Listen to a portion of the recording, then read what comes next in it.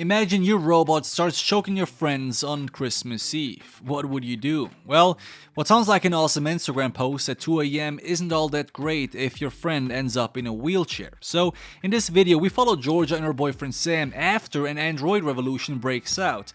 They plan to escape the US and find shelter overseas.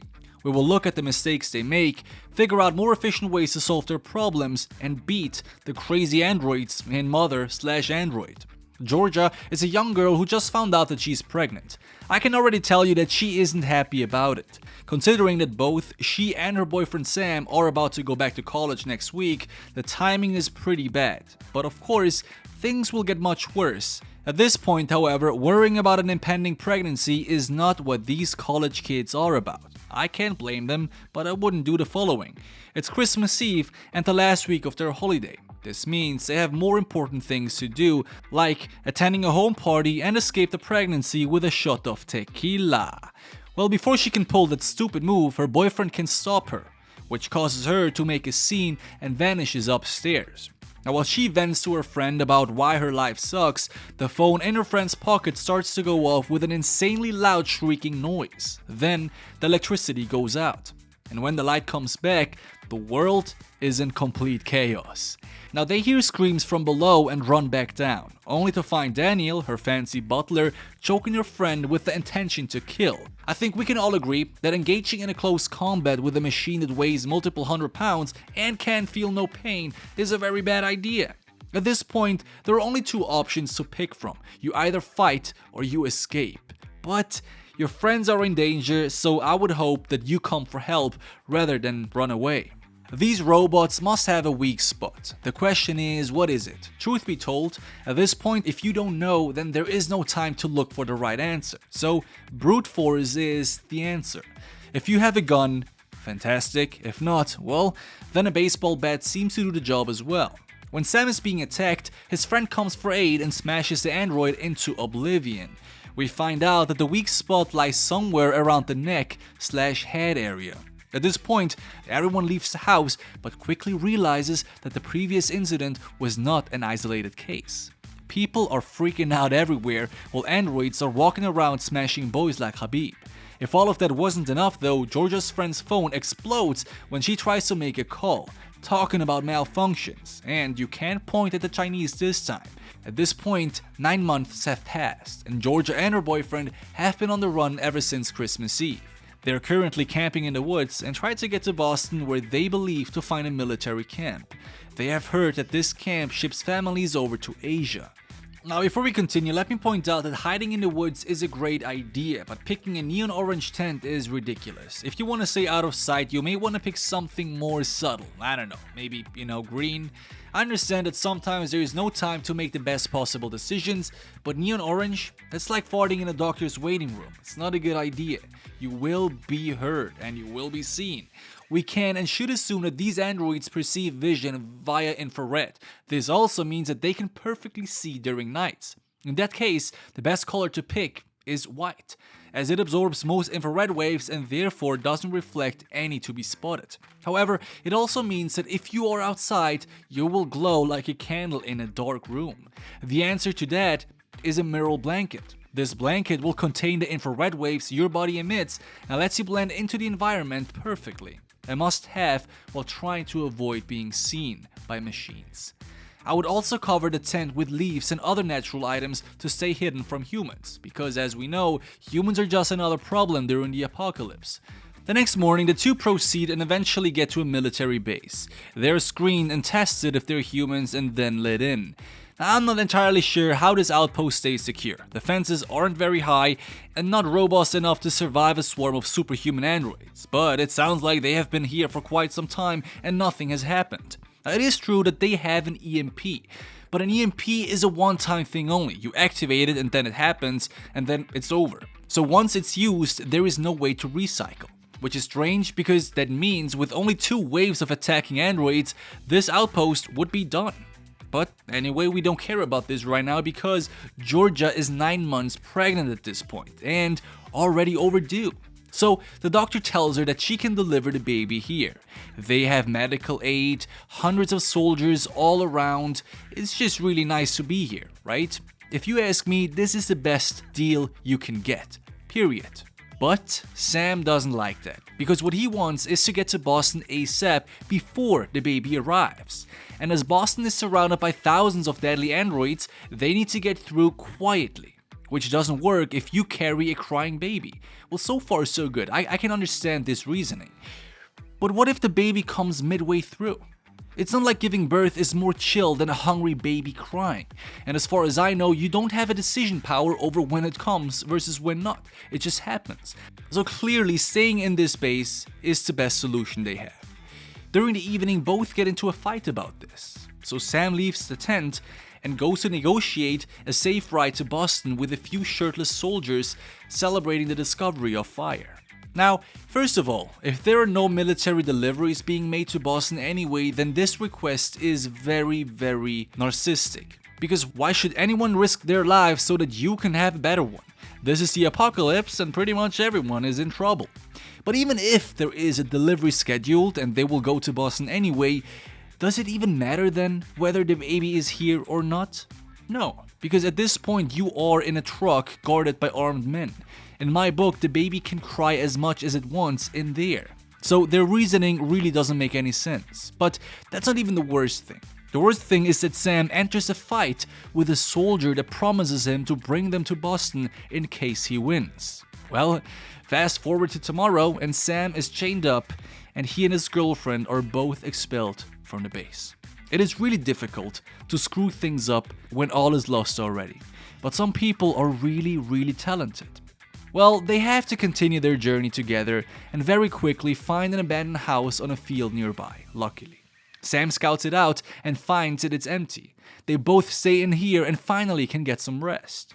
But before she can give birth to the baby, Sam comes up with another genius idea. Before we get to that, let me explain how this complete android invasion can be stopped. Now, all of this happens primarily in the US, the land that consistently drops over $500 billion on the military. Now, there is no way that this government doesn't have the means to end this strategy. You see, an atomic bomb always comes with an EMP, an electromagnetic pulse, which short circuits every electronic device in a given area. Now, I don't suggest dropping such bomb onto the country, as this would cause more harm than not. That's not the goal. But I want to point out a paper by the Washington State Department of Health, which says the following. A 1.4 megaton bomb launched 250 miles above Kansas, a state that is very centric in the US, would destroy most unprotected electronics in the entire continental United States. This is pretty sick, guys. And it implies two things. First, that there are forces that can end this whole mess within an instant. And secondly, it also means that we already have the technology to pull that off. Of course, it requires a large EMP launch at the right spot, but the physics and calculations obviously exist. So, cheers. After a few days of rest, Sam finds a dirt bike, and this is his new plan. The plan is to ride through a muddy forest void of any artificial noise with a noisy motocross and a 9 months pregnant girl on the back seat. That's the plan. How in God's name is this a good idea? I don't see it. Do you see it? Leave a comment if you do. Please enlighten me. Look, just a few days ago, he was worried about traveling with a crying baby, and now he seems to be okay using a dirt bike to get through. How does this make sense? If I were Georgia, I would insist on finding the nearest outpost and stay there to give birth without having my boyfriend causing a scene again. At some point, you just gotta draw a line, because this guy does not make any good decisions. You see, a dirt bike is not just loud, but also unstable. Plus, the territory is a wet, uneven forest. What sounds like a fun adventure isn't all that fun the moment you realize you have an overdue girlfriend on the backseat, my friends. I mean, really, at this point, the best option is to find a hideout where you can be safe for the birth and then recover from it. And then plan ahead. But our characters don't do that, no. What they do is this.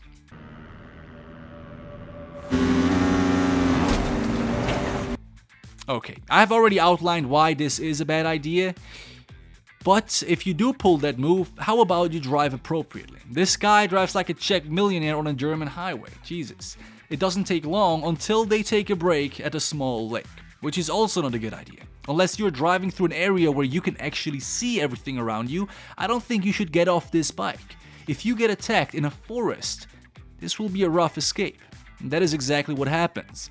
The couple is spotted and have to flee immediately. They hop onto the bike and drive off. At first, there was only one android chasing, but now it's a whole group. And if that wasn't enough already, there are now drones joining as well.